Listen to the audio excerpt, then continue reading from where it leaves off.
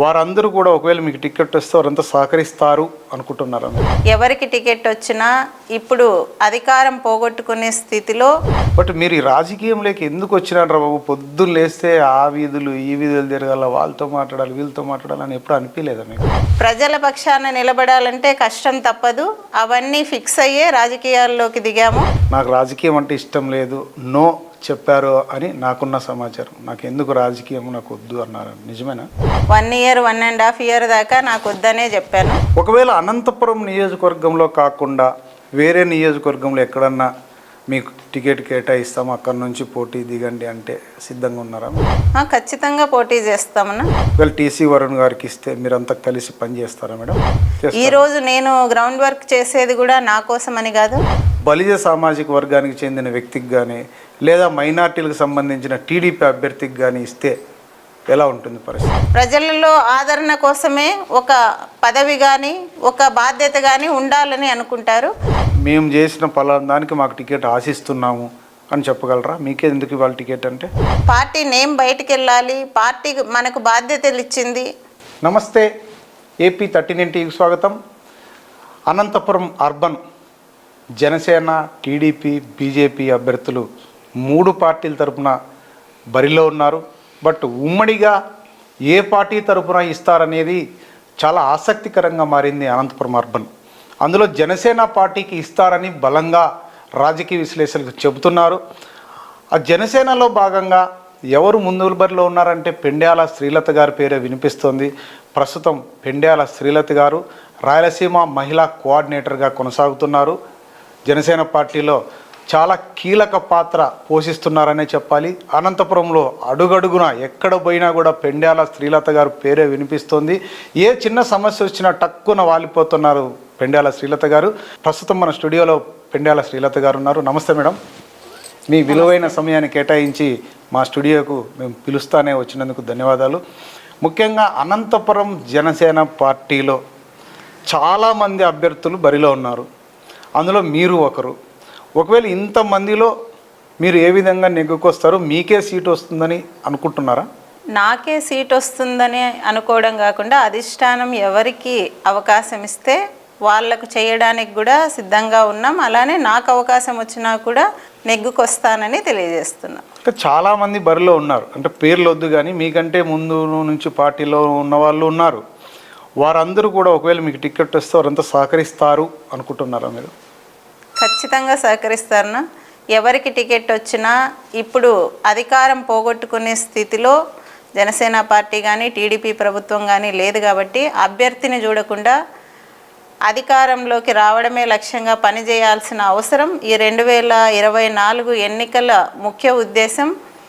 ప్రతి చోట ఎక్స్పెక్ట్ చేసిన నాయకులందరికీ కూడా అవకాశం వచ్చే పరిస్థితులు లేవు. ఎవరికి వచ్చినా చేయడానికి మిగతా నాయకులందరూ కూడా, కార్యకర్తలందరూ కూడా సిద్ధంగా ఉన్నారు.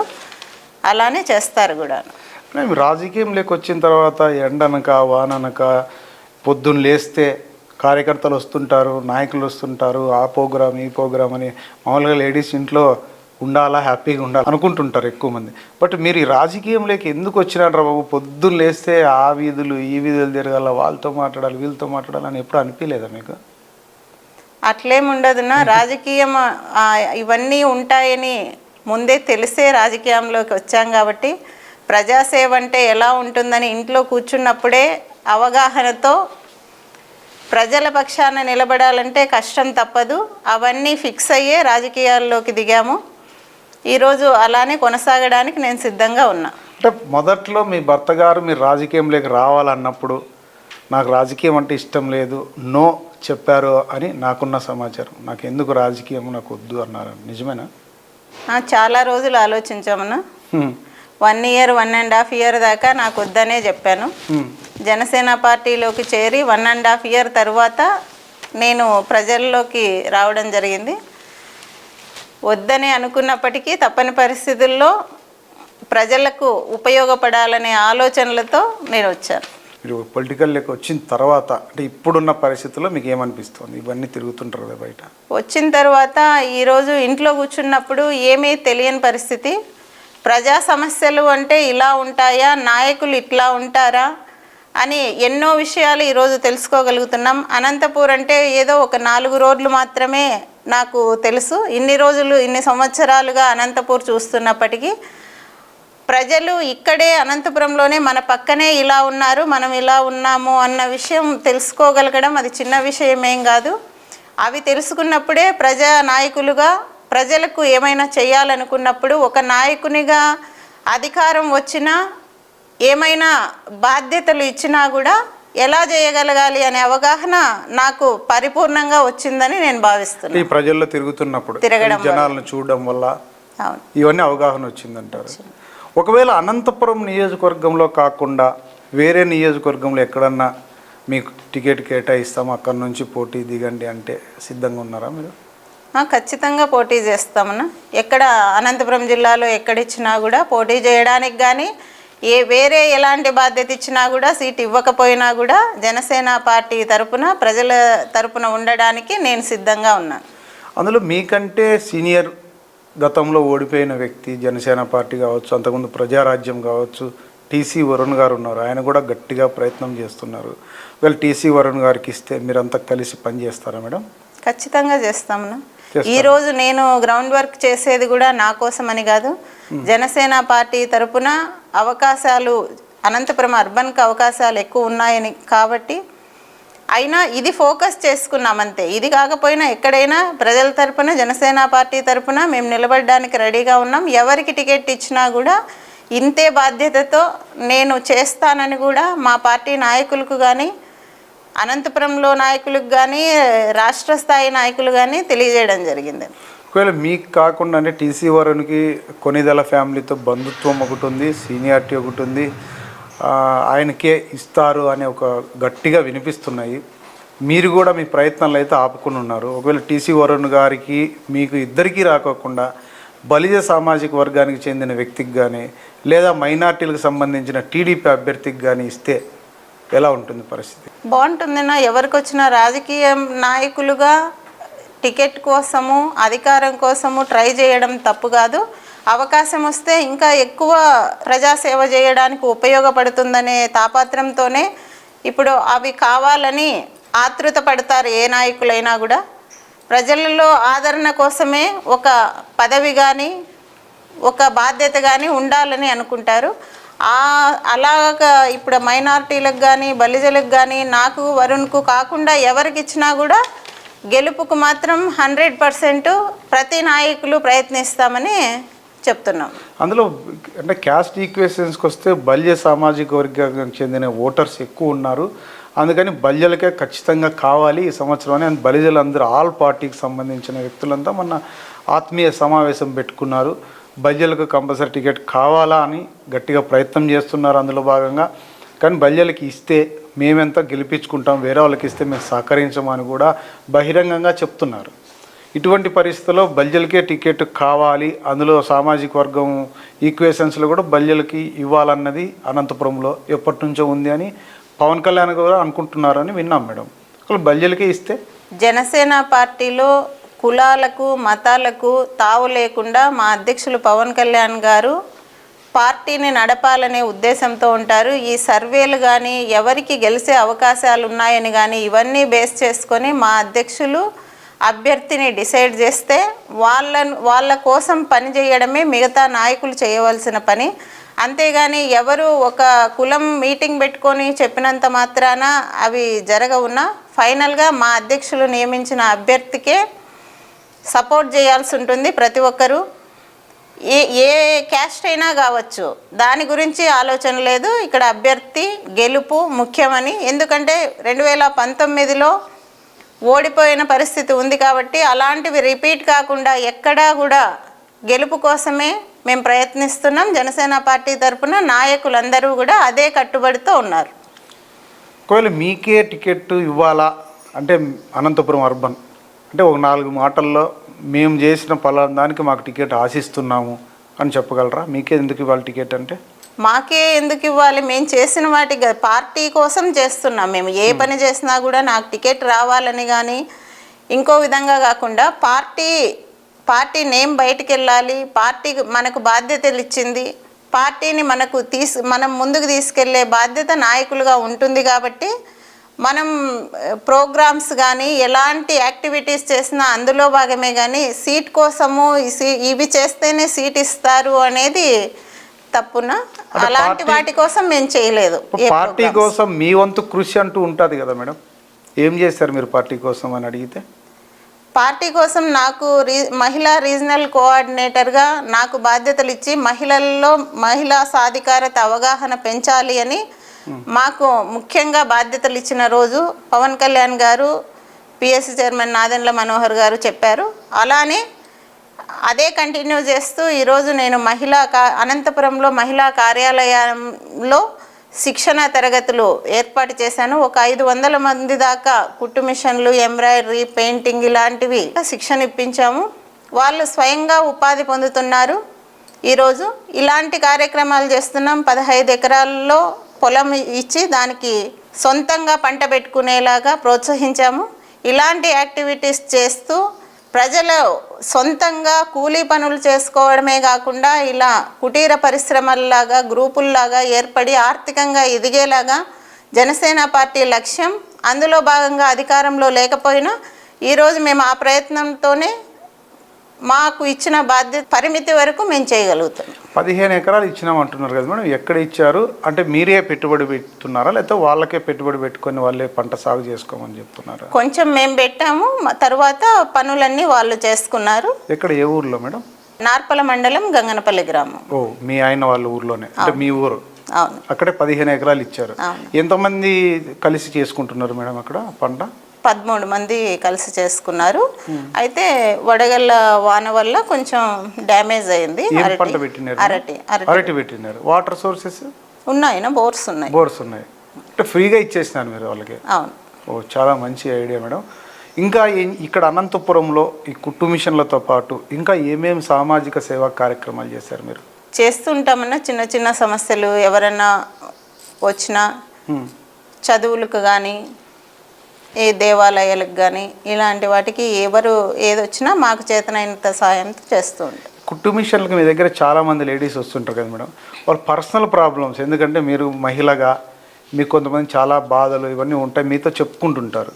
అటువంటి సమస్యలు ఏమైనా మీ దృష్టికి వచ్చింటే మీరు వారికి ఏమైనా తగిన అంటే సమస్యలు పరిష్కారం దిశగా ఏమైనా అడుగులు వేశారా? చేస్తామన్నా. ఎప్పుడన్నా మీ దృష్టికి వచ్చాయా మేడం? వస్తాయన్నా. టైలరింగ్కి వచ్చిన వాళ్ళు చెప్తా ఉంటారు, వాళ్ళ బాధలు ఇవి చెప్తారు. వాళ్ళకు ఏదో ఒక విధంగా పరిష్కార మార్గాలు చూపిస్తూ ఉంటాం. ఏమనిపిస్తుంది మేడం వాళ్ళు అన్ని బాధలు చెప్తున్నప్పుడు మహిళగా మీకు ఏమనిపిస్తుంటుంది? వాళ్ళ ఇంట్లో బాధలు కానీ పర్సనల్స్ కానీ ఏమైనా చెప్తుంటారు కదా? అది చాలా కష్టంగా ఉంటుంది. పనులు చేసుకుందామంటే పనులు కూడా ఉండవు. వాళ్ళు ఇంట్లో వాళ్ళ భర్తలు తెచ్చిన సంపాదన సరిపోదు. ఒకవేళ ఎందులోకైనా దిగుదాము అన్నా కూడా వాళ్ళకు సెక్యూరిటీ ఉండదు. ఫస్ట్ బయటకు వెళ్ళడానికి కానీ ఇప్పుడు అదే మహిళా కార్యాలయంలో వచ్చి శిక్షణ తీసుకున్నంత ఇదిగా బయటికి వెళ్ళడానికి ఇష్టపడరు. చాలామంది బయటికి డబ్బులు కట్టి వదిలేసాము, అక్కడ సరిగ్గా నేర్పించరు, వెళ్ళినా కూడా వాళ్ళ పనులు చేయించుకుంటారు. ఇక్కడ చాలా ఫ్రీగా ఉంది, సెక్యూర్గా ఉంది. ఇలాంటివి మాకు మీరు ఇప్పుడే ఇది చేస్తున్నారు. ఒకవేళ మీకు అవకాశాలు వస్తే మాకు చాలా మేలు. మహిళగా మా సమస్యలన్నీ మీరు తీర్చగలరుక, ఇప్పుడే చిన్న చిన్న సమస్యలు తీరుస్తారు అని కూడా ఫీల్ అవుతూ ఉంటారు. మహిళలు చాలా ఇష్టపడతారు. సో చాలామంది మీ దగ్గర టైలరింగ్ నేర్చుకున్న వాళ్ళు స్టార్ క్యాంపెయినర్లుగా మీకు నేను మొన్న చూశాను, పోలు పెట్టినప్పుడు పోటీ పడి మరీ ఫోన్లు చేస్తున్నారు. అంటే మీ దగ్గర శిక్షణ పొంది వాళ్ళందరూ కూడా వాళ్ళ కాళ్ళ మీద నిలబడుకున్నారా మేడం? సొంతంగా పని చేసుకుంటున్నారా? చేసుకుంటున్నారు. వాళ్ళ ఇళ్ళకు వెళ్ళి కూడా మళ్ళీ మా వాళ్ళు మాట్లాడతారు. ఖచ్చితంగా చేసుకుంటున్నారు. ఏ ఫంక్షన్ జరుగుతుందన్నా, ఏ పార్టీ ప్రోగ్రాం జరుగుతుందన్నా కూడా వాళ్ళు ఏదన్నా వాళ్ళ ఇంట్లో ఒక కార్యక్రమం జరిగితే రెడీ అయ్యి వచ్చినట్లు, పెళ్ళికి వచ్చినట్టు చాలా ఆనందంగా కుటుంబ సభ్యులతో సహా వచ్చిన రోజులు కూడా ఉన్నాయి. అంత బాండింగ్తో ఉంటారు నాతో. జనసేన పార్టీ కార్యాలయంలో అక్కడ నేర్చుకున్న అఫెక్షన్తో నాకు కుటుంబ సభ్యులుగా వాళ్ళు ఎప్పుడూ అక్క చెల్లెళ్ళలాగానే నాతో కలిసి ఇప్పటికి కూడా ఉంటున్నారు. మీరు వాళ్ళ దగ్గరికి వెళ్ళి అంటే వాళ్ళు మంచి ఒక ఫ్యామిలీ సెటిల్ అయినప్పుడు వాళ్ళు మీకు చూపించిన అఫెక్షన్ మీకు ఏమనిపిస్తుంటుంది మేడం అప్పుడు? బాగుంటుందన్న, వాళ్ళ ఇళ్ళల్లో కార్యక్రమం ఏది జరిగినా కూడా నన్ను పిలుస్తారు, వెళ్తుంటాను. ఇంకా వేరే చెప్పేది ఏం లేదు, కుటుంబ సభ్యుల్లాగానే వాళ్ళతో కొన్ని ఫ్యామిలీలు లేకపోవచ్చు కానీ ఇప్పుడు మా దగ్గర శిక్షణ పొందిన 500 మంది చాలా వరకు మా ఫ్యామిలీ మెంబర్స్గానే ఉంటున్నారు. మేడం, ఈ మాటా మంతి ప్రోగ్రాం ద్వారా మీరు అనంతపురం నియోజకవర్గం అర్బన్లో చాలా కాలనీలు తిరిగారు. ఇవన్నీ తిరిగినప్పుడు మీరు ఏం నేర్చుకున్నారు మేడం? పేద ప్రజలు కానీ, ఆ స్లమ్ ఏరియాలు కానీ, అక్కడ ఉన్న పరిస్థితులు కానీ ఇవన్నీ బాగా గమనించింటారు కదా, వీటన్నిటి ద్వారా ఏం తెలుసుకున్నారు మీరు? అనంతపురం నగరంలో అభివృద్ధి జరగాలి, ఇలాంటి వీధులు కానీ ఇలాంటి పరిస్థితులు కానీ మన అనంతపురంలో ఉండకూడదు. ఇప్పుడు ఎన్నో కార్యక్రమాలు జగన్మోహన్ రెడ్డి గారు ఇచ్చిన వాటిలో ఇవన్నీ 100% నెరవేరితే వాళ్ళకు ఆ కష్టాలు అనేటివి ఉండవని కూడా నా అభిప్రాయమున. ఇప్పుడు సంక్షేమ పథకాల ద్వారా ఈ నవరత్నాలు 9 కూడా సక్రమంగా అందినా కూడా వాళ్ళకు ఆ పరిస్థితులు ఉండవు. అన్నీ మహిళా చేయూత, జగనన్న చేయూత, జగనన్న ఆసరా, 9 నవరత్నాలు ఇలాంటివన్నీ ఇచ్చాడు కానీ అక్కడ వాళ్లకు అందట్లేదన్నది నేను గమనించిన విషయము. ఎందుకంటే ప్రజలకు హామీలు ఇచ్చాక అవి అందుతున్నాయా, వాళ్ళు ఎలా దీనివల్ల లబ్ధి పొందుతున్నారు అన్నది నాయకులు గమనించాల్సిన. ఒక అధిష్టానం హామీలు ఇచ్చి వదిలేసి వాళ్ళు కొన్ని ఇవ్వక, వచ్చిన నిధులు వీళ్ళకి సక్రమంగా అందుతున్నాయి అంటే మేము బటన్ నొక్కడం ద్వారా డైరెక్ట్గా వెళ్తున్నాయి అంటున్నారు. అక్కడ సఫర్ అయ్యే పరిస్థితులు వేరే ఉన్నాయి. లోకల్గా వెళ్ళినప్పుడు అలాంటివి లోకల్ నాయకులు పరిష్కరించాల్సిన అవసరం ఉంది. వాళ్ళు ఇబ్బందులు పడకుండా చూసుకోవాల్సిన బాధ్యత ఉంది. అవి జరగలేదని కూడా నేను భావిస్తున్నాను. అంటే మీ దృష్టికి వచ్చాయి మేడం ఇలాంటివి సమస్యలు? ఎవరైనా మాకు పెన్షన్ రాలేదనో, లేకపోతే మాకు ఇది వృద్ధాప్య పెన్షన్ రావచ్చు, లేకపోతే అమ్మఒడి కావచ్చు, వివిధ పథకాలు అర్హులైనా కూడా మాకు రాలేదు అని మీకు ఏమైనా చెప్పిన సందర్భాలు ఏమైనా ఉన్నాయా? అవును, చాలా ఉన్నాయన్న. అర్హులై రాకపోవడం వల్లే వాళ్ళ బాధలు అవి, వాళ్ళ సమస్యలు. అంటే చాలామంది ఇచ్చినాము, ప్రతి ఇంటికి కూడా గడప గడపకు చేరుతున్నాయని చెప్పి గడప గడపకు మన ప్రభుత్వం ప్రోగ్రాం పెట్టారు, ఇంటింటికి పోతున్నారు, వాలంటీర్లు ఉన్నారు, సచివాలయ వ్యవస్థ ఉంది. ఇవన్నీ కూడా ఇంకా ఎక్కడన్నా అర్హులు ఉంటే కంపల్సరీగా అవన్నీ రెక్టిఫై చేస్తామని అంటున్నారు. గడపకు వెళ్తున్న నాయకుల దగ్గరకు ప్రజలను చేరనివ్వట్లేదు. చుట్టూ వలయంగా వాలంటీర్లు, సచివాలయ ఎంప్లాయర్సు, ఈ ఎమ్మెల్యే గారికి సంబంధించిన మనుషులు కొంచెం చెప్దామని ఒక స్టెప్ ముందుకేసే లోపల వాళ్ళని అడ్డుకునే పరిస్థితి ఇట్లాంటివి ఉంటున్నాయి. గడప గడపకు వెళ్ళిన ప్రోగ్రాంలో నాయకుని దగ్గరకు వీళ్ళను చేరనివ్వకుండా అడ్డుపడుతున్నారు అని కూడా చెప్తున్నారు. ఎవరన్నా ఒకరు కొంచెం చెప్పాలని ట్రై చేసినా, నోరు చేసినా వాళ్ళని పక్కకి లాక్కెళ్ళిపోవడము ఇలాంటివి ఉన్నాయి. కాబట్టి సచివాలయంలో వాలంటీర్లు కానీ, సచివాలయంలో కానీ రెస్పాండ్ అయ్యే విధానం కూడా బాలేదన్నా. ఒక ఆధార్ కార్డులో కానీ, రేషన్ కార్డులో కానీ మిస్టేక్ ఉంది అంటే వాళ్ళు ఇమ్మీడియట్గా ఒక వారమా, నెల లోపల అది పరిష్కరించాల్సిన బాధ్యత వాళ్ళపైన ఉంది. ఇప్పుడు ఇవి అవ్వదు, అప్డేట్ లేదు, ఏదో సర్వర్ డౌను, ఇవేమో రాలేదు, మాకు తెలీదు, చెప్పలేదు, ఇలాంటి సమాధానాలు చెప్తున్నారని ప్రతి ఒక్కరూ చెప్తున్నారు.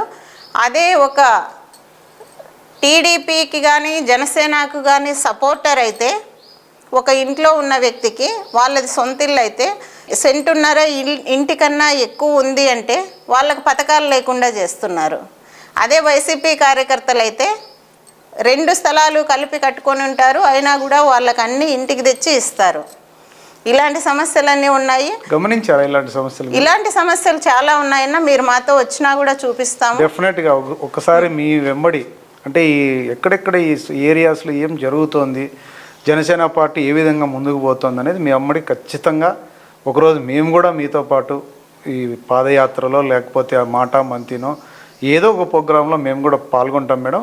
ఇంకోటి ఏంటంటే ముఖ్యంగా మొత్తం 175 సీట్లకు గాను ఆంధ్రప్రదేశ్లో కేవలం 24 సీట్లు మాత్రమే తీసుకున్నారా ఎమ్మెల్యే సీట్లు.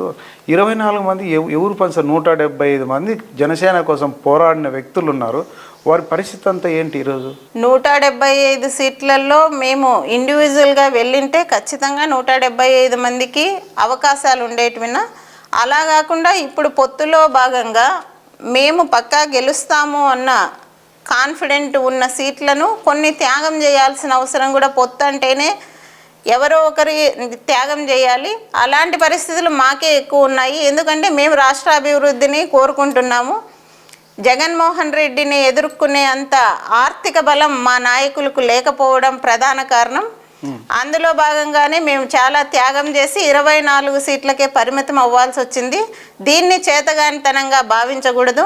జగన్మోహన్ రెడ్డి గారు ఫస్ట్ పార్టీ పెట్టినప్పుడు ఆయనకు వచ్చిండేది కూడా 15 సీట్లే. అవన్నీ మర్చిపోయి ఈరోజు నేనే చేతనయ్యేవాడిని, ఇంకా మిగతా వాళ్ళంతా చేతగాని వాళ్ళలాగా భావించడము, ఇలాంటివన్నీ పబ్లిసిటీ చేయడము ఇది మంచిది కాదని కూడా రాజకీయ పార్టీలకు చెప్తున్నాం. ఎవరి పొత్తులు ఎవరి లక్ష్యాలు వాళ్ళకు ఉంటాయి. వాళ్ళ స్ట్రాటజీ వాళ్ళకు వదిలేయాలి, కానీ ఇంకో పార్టీని బ్లేమ్ చేసే విధంగా స్టేట్మెంట్లు ఇవ్వకూడదని చెప్తున్నాం. మేడం, ఎమ్మెల్యే అభ్యర్థిగా పోటీలోకి దిగాలంటే దాదాపు 25 కోట్ల నుంచి 30 కోట్ల రూపాయలు బ్యాంక్ బ్యాలెన్స్ కావచ్చు, క్యాష్ కావచ్చు చూపించాలా, లేకపోతే వాళ్ళకి టికెటే లేదు అంటున్నారు. నిజమేనా? మా పార్టీలో అలాంటి పరిస్థితులు ఉండవునా? అంటున్నారు. మా పార్టీలో ఉండవునా? వీళ్ళకు వేరే పార్టీల వాళ్ళలాగా 100 కోట్లు, 50 కోట్లు, 25 కోట్లు అన్నది కాదు. వాళ్ళ వ్యక్తిగత ఇమేజ్తో గెలిచే నాయకులను ఎంచుకున్నారు కాబట్టి ఈరోజు 24 సీట్లకు మేము పరిమితం అవ్వాల్సి వచ్చింది. అదే డబ్బు బలము ఇంకొక విధంగానూ ఎలాగైనా అధికారంలోకి రావాలి అని మా పవన్ కళ్యాణ్ గారు అనుకొని ఉంటే 2019లో ఖచ్చితంగా గెలిచేవాళ్ళు. మా అధ్యక్షులే ఓడిపోయే పరిస్థితి ఉన్నారంటే ఎంత నిజాయితీగా ఎలక్షన్ చేశారన్నది మీరు గమనించవచ్చు. మీ అభ్యర్థిని ఇప్పుడు పవన్ కళ్యాణ్ గారిని కూడా ఓడించాలి, ఎక్కడ నిలబడినా ఓడిపోతాడు, ఓడించి తీరుతాం అంటున్నారు మేడం. పవన్ కళ్యాణ్ గారిని ఓడించడానికి సాధ్యపడదని కూడా మేము తెలియజేస్తున్నాం వాళ్ళకు. వాళ్ళు అనవసరమైన అపోహల్లో బతకద్దని మేము చెప్తున్నాము. ఇంతకుముందు ఒకసారి మోసపోయినట్టు పవన్ కళ్యాణ్ గారి కార్యకర్తలు కానీ ఫ్యాన్స్ కానీ ప్రజలు అమితంగా కోరుకుంటున్నారు. ఒకసారి ఆయన్ను మోసం చేశాము అని తపనతో ఉన్నారు. వీళ్ళు మేము తప్పు చేశాము అనే భావనలో ఉన్నారు. 2 చోట్ల నిలబడితే 2 చోట్ల డబ్బుకు ఆశపడో ఇంకొకటి ఆశపడో ఆయనకు ద్రోహం చేశాము ఈరోజు అని అదే నియోజకవర్గాలకు చెందిన ప్రజలు డైరెక్ట్గా మీటింగుల్లో కలిసినప్పుడు మాకే చెప్తుంటారు. ఒకవేళ ప్రభాకర్ చౌదరికి ఇస్తే టీడీపీ తరఫున మేడం పరిస్థితి ఎలా ఉంటుంది? ఎవరికి ఇచ్చినా చేయాలన్నా, ప్రభాకర్ చౌదరి గారికి ఇచ్చినా చేయాలి, జనసేనకి ఇచ్చినా చేయాలి, ఇంకా తెలుగుదేశం పార్టీలో ఇతర నాయకులకి ఇచ్చినా, ఎవరికి ఇచ్చినా మీరు చేస్తాం. అంటే ఇన్ని రోజులు మీరు పార్టీ కోసం కష్టపడి తిరిగి డబ్బులు ఖర్చు పెట్టుకుని ఇన్ని చేసినారు కదా, మీకు బాధ అనేది ఉంటుంది కదా మేడం? రాకపోతే బాధ ఏమి ఉండదున్నా, మళ్ళీ ఇంకోసారి అవకాశం వస్తుంది, వేరే అవకాశాలు వస్తాయి, కల్పిస్తారు. పార్టీ అన్నది గుర్తిస్తుంది. పార్టీకి సేవ చేయడానికే మనం ముందుకొచ్చాము. ఆ విధంగా మనం ముందుకెళ్ళేటప్పుడు ఏదో ఒక విధంగా పార్టీ అన్నది మనకు బాధ్యతలు కానీ ఒక పొజిషన్ కానీ ఇస్తుందనే నమ్మకంతోనే ముందుకెళ్ళాలి. ఇప్పటికిప్పుడు వచ్చాము చేశాం కాబట్టి ఖచ్చితంగా ఇవ్వాలి అనే ఆలోచనలో నాయకులు ఉండకూడదని కూడా తెలియజేస్తున్నాం. ఒకవేళ రాకపోతే మీ భర్త గారో లేకపోతే మీ ఫ్యామిలీ వాళ్ళు వేరే పార్టీలోకి జంపు చేద్దాం అని ఒకవేళ అవకాశం వస్తే మేడం, వేరే పార్టీ నుంచి పిలుపు వస్తే? అలాంటి అవకాశాలే లేవున్నా, జనసేన పార్టీలోనే మేము కొనసాగుతాం. ఎందుకు మేడం పిలుపు వచ్చి మా పార్టీలోకి రండి, మీకు ఆ పార్టీలో న్యాయం జరగలేదు, మేము న్యాయం చేస్తాము అని చెప్తే మనం ఆలోచించుకోవచ్చు కదా? అట్లేం ఉండదున్నా, జనసేన పార్టీనే మాకు న్యాయం చేయగలదు, జనసేన పార్టీలోనే కొనసాగుతాం. అంత గట్టిగా అలా చెప్తాను మేడం. ఎంతోమంది నాయకులు పార్టీలు మారుతున్న సందర్భాలు చూస్తున్నాం మనం. మీరు కూడా మారని ఏమైనా వైసీపీలో అవకాశం వస్తే ఏమైనా జంప్ అయ్యే అవకాశం ఉందా? లేదన్నా, ఖచ్చితంగా లేదు. వైసీపీకి లేదు, వేరే ఏ పార్టీలోకి వెళ్ళడం అనేదే లేదు. జనసేన అన్నది నచ్చి నాకు కానీ మా ఆయనకు కానీ నచ్చి వచ్చిన పార్టీ. మా కుటుంబ సభ్యులంతా కూడా వేరే పార్టీల్లో లేని గుర్తింపు ఈరోజు మనకు జనసేన పార్టీ ఇచ్చింది. కాబట్టి జనసేన పార్టీకి కట్టుబడి ఉంటాం, జనసేన పార్టీతోనే ముందుకెళ్తాం. జనసేన పార్టీలో ఉన్నప్పటికీ పెండ్యాల శ్రీలత గారు టీడీపీ పార్టీలోనే ఉన్నట్లే వాళ్ళ మొత్తం బంధువర్గము వాళ్ళ సర్కమ్స్టెన్స్ అంతా కూడా టీడీపీ వర్గమే. కేవలం వీళ్ళు టీడీపీలో ఉంటే అంటే ఎక్కడ మనుగడ ఉండదు అని జనసేనలో ఉన్నారు అంటారు. దీనికి మీరేం చెప్తారు మేడం? అట్లేం లేదన్నా, మేము జనసేన పార్టీలోకి రావడమే ఇది ఏ పార్టీ అయినా కూడా మేము ఇప్పుడు ఏదో సీట్ వస్తుందని ఇప్పుడు రాలేదు. జనసేన పార్టీతో కంటిన్యూ అవ్వడానికి కొనసాగడానికి మేము 3.5 సంవత్సరాల కిందట జనసేన పార్టీలోకి రావడం జరిగింది. మా రిలేటివ్స్ అంతా ఒకవేళ తెలుగుదేశంలో ఉన్నప్పటికీ ఆ విధానాలు అవి నచ్చకనే జనసేనలోకి రావాలి, జనసేనతో ఉండాలి అని ఫిక్స్ అయ్యి వచ్చాము. అక్కడ వెళ్ళే ఛాన్సే లేదు. ఆ విధానాలు మీకు నచ్చలేదు, కరెక్టే మేడం. ఎటొచ్చి మళ్ళీ జనసేన టీడీపీలోనే కదా కలిసినది. ఇప్పుడు టీడీపీను జనసేన కలిసే కదా పనిచేయాల్సింది. మా అధ్యక్షులు చెప్పారు కాబట్టి మేము కలిసే పనిచేస్తాము. జనసేనలో ఉన్న వాళ్ళు టీడీపీని అపోజ్ చేశారు మేడం. జనసేన వాళ్ళకు, టీడీపీ వాళ్ళకు, జనసేన వాళ్ళకి ఇద్దరికి సరిపోక ఏదో సోషల్ మీడియాలో పోస్టులు పెట్టుకోవడం కావచ్చు, లేదా రకరకాల తిట్టుకోవడము ఇలాంటివన్నీ జరిగాయి. ఇప్పుడు వీళ్ళిద్దరూ బాగా కలిసి పని చేస్తారు అనుకోవచ్చా జనసేన టీడీపీ సైనికులు? చెయ్యాలినా ఈ వైసీపీ ప్రభుత్వాన్ని ఎదుర్కోవాలంటే మళ్ళీ అధికారం కోల్పోయి ఈ అరాచకాలనే భరించే కన్నా ఇప్పుడు 4 సంవత్సరాల నుంచి ప్రతి ఒక్కరూ సఫర్ అవుతున్నారు. ఎక్కడ మనీ ట్రాన్సాక్షన్స్ లేదు, వ్యాపారాలు లేవు, పనులు లేవు, ఉద్యోగాలు లేవు. ఏదో ఒక విధంగా ప్రతి కుటుంబం పైన ఈ వైసీపీ ప్రభుత్వం ఎఫెక్ట్ అన్నది ప్రతి ఒక్కరికి పడింది. చిన్న పెద్ద తేడా లేకుండా ప్రతి ఒక్కరికి పడడం వల్ల ఈ ప్రభుత్వాన్ని లేకుండా చేసుకోవడానికి మాత్రం ఖచ్చితంగా కలిసి పనిచేస్తారు, చేస్తారని నమ్మకం అయితే ఉంది మేడం. అనంతపురం అర్బన్ ఎమ్మెల్యే టికెట్గా అవకాశం వస్తే జనసేన తరఫున ఒకవేళ మీరు ఎమ్మెల్యే అయ్యి అనంతపురం అర్బన్లో ఏ విధంగా మీకు ఒక విజన్ అంటూ ఉంటుంది, అనంతపురంలో ఈ విధంగా అభివృద్ధి చేయాలి, ఈ సమస్యలు నా దృష్టికి వచ్చినాయి, ఇవన్నీ చేస్తే బాగుంటుంది అని అనుకొని ఉంటారు. అలాంటి సమస్యలు ఏమైనా మీ దృష్టికి వచ్చాయా? ఖచ్చితంగా వచ్చినాయన్న. ఈ మహిళలతో మాటామంతి ద్వారా నేను తెలుసుకున్నవే అవి. అనంతపురం నగరంలో వాటర్ సమస్య కానీ, డ్రైనేజ్ సమస్య కానీ ఇవి ముఖ్యంగా పరిష్కరించాలి. మంచినీళ్ళు ఇంటింటికి ఖచ్చితంగా అందించాల్సిన బాధ్యత నాయకులపై ఉంది. మంచినీళ్ళు లేకుండా చేయడం అన్నది అనంతపురం నగరంలో చాలా దారుణము. ఇది ఎన్నో లక్షల ఇల్లు ఇస్తాము అని జగన్మోహన్ రెడ్డి గారు చెప్తున్నారు. కట్టిన టిట్కో ఇల్లు కూడా వాళ్ళు కష్టపడి 5,000 కట్టాము, 25,000 కట్టినాము, 50,000 కట్టినాము, డీడీలు పెట్టుకున్నామమ్మా, ఇల్లు రాలేదు. మళ్ళీ బ్యాంక్ నోటీసులు కూడా వస్తున్నాయి మాకు. ఒక 2 సంవత్సరాల తర్వాత అవి ఈఎంఐస్ వస్తాయంట. ఆ నోటీసులు కూడా వస్తున్నాయి. మాకు ఇల్లు లేదు, ఏం లేదు. గత ప్రభుత్వంలో నిర్మించిన ఇల్లు ఇవ్వకూడదు అన్న విధానంలో ఆపేసి దాంట్లోకి రంగులేసి అక్కడ పాడుపడేలా వదిలేసి పెట్టిన ఈ ప్రభుత్వం మీద కంప్లైంట్స్. జగనన్న ఇల్లు కాదు, కాలనీలు కాదు, మేము ఊర్లే నిర్మిస్తున్నాము అని ప్రచారం చేసుకుంటున్నారు ఈ నాయకులు. మనం వాళ్ళ ఇళ్ళ దగ్గరికి వెళ్ళినప్పుడు ఉన్నాళ్ళకే 2-3 వస్తున్నాయి కానీ మాకైతే ఇల్లు రాలేదు. అంటే ఇప్పుడు ఈ 4 ఏళ్లలో రాలేదు అన్న వాళ్ళు కొంతమంది అయితే గత ప్రభుత్వంలో కూడా మాకు రాలేదని కూడా చెప్తున్నారు. వాళ్ళు పనులు చేసుకొని సాయంత్రానికి ఇంటికి వచ్చేకి వీలుగా పట్టణానికి దగ్గరలో వాళ్లకు అనుకూలమైన చోట స్థలాలు ఇవ్వాలి కానీ ఎక్కడో కొడిమి, ఆలమూరు ఇలాంటివన్నీ, ఇంకొకటి ఏంది కామోరుపల్లి వంకలో ఇచ్చినారు. అక్కడ వర్షాకాలం పోయి ఈ ఇల్లే మాకొద్దు అని వదిలేసి అక్కడికి వెళ్ళి చూసి కాళ్ళు ఇంత లోపలికి పోతున్నాయమ్మా, ఆ ఇల్లు మాకు అవసరమా, ఇవా ఇల్లు ఇచ్చేది, ఇంకెక్కడ భూములే లేవా, అక్కడి నుంచి ఇక్కడికి వచ్చి మేము పనులు ఎలా చేసుకోవాలి అని ఇలాంటి ప్రశ్నలు వాళ్ళను కదిలిస్తే 10 చెప్తారు. వాళ్ళ పరిస్థితి, వాళ్ళ బాధలు అలా ఉన్నాయి. ఎంప్లాయర్స్కు, ఈ పెన్షనర్స్కు శాలరీస్ టైంకి పడవు. ఒక గవర్నమెంట్ ఎంప్లాయర్ అంటానే ఎంతో రెస్పెక్ట్ ఉంటుంది. మనకు చూసే వాళ్ళకు కూడా అబ్బా గవర్నమెంట్ ఎంప్లాయీ అంటే 1వ తారీఖు డబ్బులు పడుతుంది, వాళ్ళు ఎప్పుడు మాకు డబ్బులు పడిందా అని ఆలోచించుకునే పరిస్థితి కూడా ఉండదు. 1వ తారీఖు కానీ 2వ తారీఖు కానీ వెళ్ళి వాళ్ళు బ్యాంకులకి వెళ్ళి తెచ్చుకోవడమో డ్రా చేసుకోవడమో ఏదో ఉంటుంది.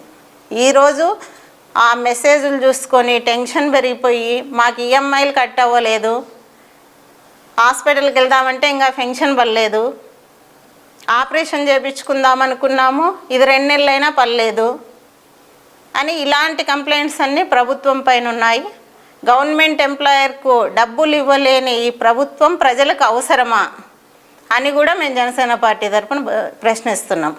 ఇలాంటి సమస్యలు లేకుండా ప్రజలను సంతోషంగా పెట్టి వాళ్ళకు పనులు కల్పించి కూలీ పనులకు వెళ్ళే వాళ్ళకు కుటీర పరిశ్రమల్లాగా అనంతపురం చుట్టూ ఏర్పాటు చేసి ప్రతి ఒక్కరికి ఉపాధి, ప్రతి చేనుకు నీరు, ప్రతి చేతికి పని కల్పించే లక్ష్యంగా ప్రభుత్వాలు పనిచేయాలి. మా ప్రభుత్వం అధికారంలోకి వస్తే మేము ఖచ్చితంగా చేస్తాం. ఒక ఎమ్మెల్యేగా అయినా మా ఉమ్మడి ప్రభుత్వం అధికారంలోకి వచ్చినా కూడా ఇవన్నీ ఇంప్లిమెంట్ చేయడానికి మా బాధ్యతగా మేము చేస్తామని కూడా తెలియజేస్తున్నాం.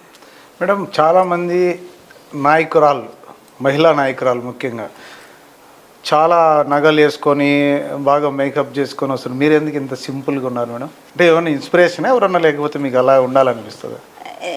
నేను ఎప్పుడూ ఇలానే ఉంటాను. ఈరోజు రాజకీయాల్లోకి వచ్చి మారింది లేదు, ఇంతకుముందు వేరేలా ఉన్నది లేదు.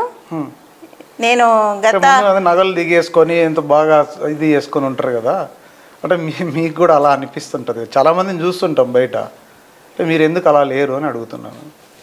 నేను ఎప్పుడూ ఇలానే ఉంటాను. ఒక 20-25 సంవత్సరాల నుంచి ఇట్లానే ఉంటున్నా, ఇదే అలవాటుగా ఉంటుంది. ఇప్పటికి అప్పుడైతే రాజకీయాల్లోకి ఎందుకు రావాలా అనుకున్నప్పుడు మీరు రాజకీయాల్లోకి వచ్చిన తర్వాత ఈ ప్రజల సమస్యలన్నీ చూసిన మీరు అప్పటికి ఇప్పటికీ చేంజెస్ మీలో ఏమొచ్చాయి మేడం? ఈ సమస్యలు లేకుండా తీర్చాలనే కసి పెరుగుతుంది. ఇంకా ఏం చేయగలిగితే అది ప్రజలకు చేయాలి, ఎలా చేయాలి అనే ఆలోచనలు ఇప్పుడు మనం ఖాళీగా ఉన్నప్పుడు ఇలాంటి ఆలోచన వచ్చే ఛాన్సే లేదు. పేపర్ చదివిన 5 నిమిషాలు 10 నిమిషాలు అక్కడ ఇలా ఉందంట అని అనుకుంటాము, వదిలేస్తాము. ఇప్పుడు అట్లా కాదు, ప్రతిసారి అవే గుర్తుకొస్తుంటాయి.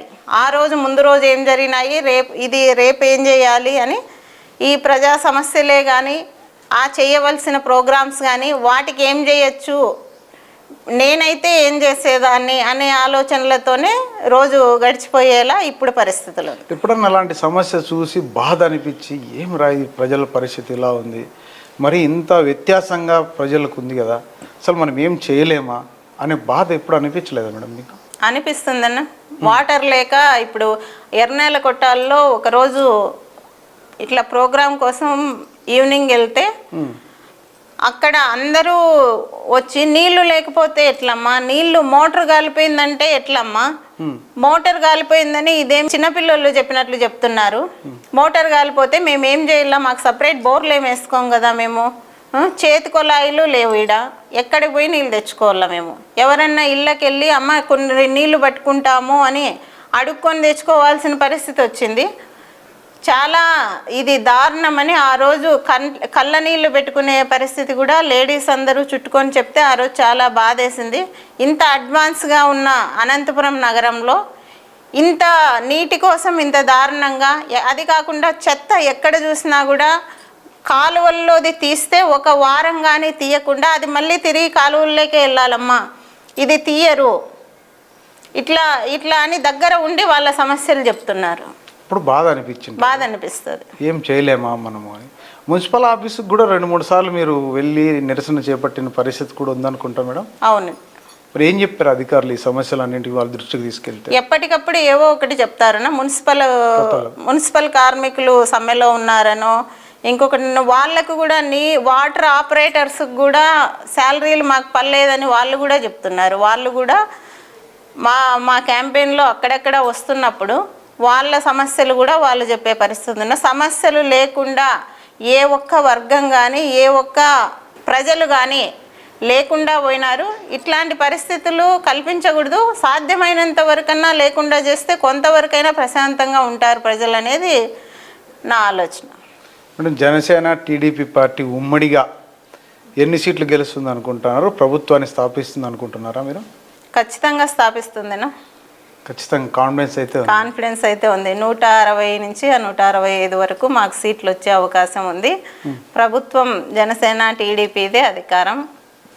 అందులో ఈ సమస్యలను తగ్గించడానికి 100% మా నాయకులు కృషి చేస్తారనే నమ్మకం కూడా మాకుంది. ఎందుకంటే ఈ ప్రజా సమస్యలకు రాష్ట్ర అభివృద్ధి కోసమే వాళ్ళ ఎజెండాలను పక్కన పెట్టి ఈరోజు పొత్తుకు వచ్చిన పరిస్థితి ఉంది. కాబట్టి ఇందులో భాగంగా ఇప్పుడు ఈ 4 సంవత్సరాలు 5 సంవత్సరాలు నష్టపోయినటువన్నీ కూడా ప్రజలకు ఫుల్ ఫ్లెజ్డ్గా అందివ్వడానికి ఈ 5 సంవత్సరాలు మళ్ళీ కృషి చేస్తారు మా నాయకులు అన్న నమ్మకం కూడా మాకుంది. Okay madam, all the best. మీ ప్రభుత్వం అధికారంలోకి రావాలని కోరుకుంటున్నాం. అందున మీరు అనంతపురం అర్బన్ ఎమ్మెల్యేనో లేకపోతే వేరే నియోజకవర్గం నుంచినో ఎమ్మెల్యే అభ్యర్థిగా బరిలో ఉండాలని మా ఏపీ 39 టీవీ ఆశిస్తుంది. All the best madam. మీ విలువైన సమయాన్ని కేటాయించి మా స్టూడియోకి వచ్చినందుకు ధన్యవాదాలు మేడం. థ్యాంక్స్.